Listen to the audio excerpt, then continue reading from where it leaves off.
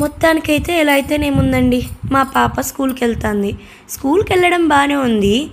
ఇంక పోతే 1 వీక్ తర్వాత తనకి బుక్స్ తీసుకొచ్చామనమాట. యాక్చువల్లీ తను యూకేజీ స్టాండర్డ్.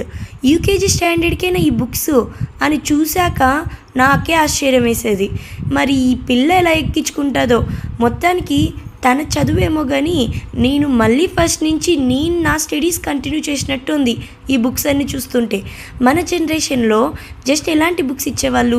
అక్షరాలు, లేదంటే టేబుల్స్, అది లేదంటే రైమ్స్, అది లేదంటే ఆల్ఫాబెట్స్ ఇలా ప్రాక్టీస్ బుక్స్ ఇచ్చేవాళ్ళు. కానీ తినకి చూసారా? వామ్మో! కోర్స్ బుక్ అని, ప్రాక్టీస్ బుక్ అని, యాక్టివిటీ బుక్ అని ఎన్ని బుక్స్ ఇచ్చారో తెలుసా? తను చదవడమేమో గానీ బ్యాగ్ నిండా మోయడానికే బరువుంటది. ఈ సిలబస్ తను కంప్లీట్ చేస్తదో, నేను కంప్లీట్ చేస్తానో చివరికి తెలుస్తది ఎవరు స్టాండర్డ్‌గా ఉన్నారో. మేబీ ఈ పరీక్ష పిల్లలకి కాదు మనకే అనుకుంటా. యాజ్ ఎ పేరెంట్స్‌గా మనం ఫస్ట్ నుంచి చదివినా వీళ్ళు పుట్టాక మళ్ళీ వీళ్ళ చదువును కూడా మనమే చదవాలి. ఎందుకంటే మనం చదివాకే కదా వీళ్ళు స్టాండర్డ్‌గా ఉంటారు. కరెక్టే కదండీ!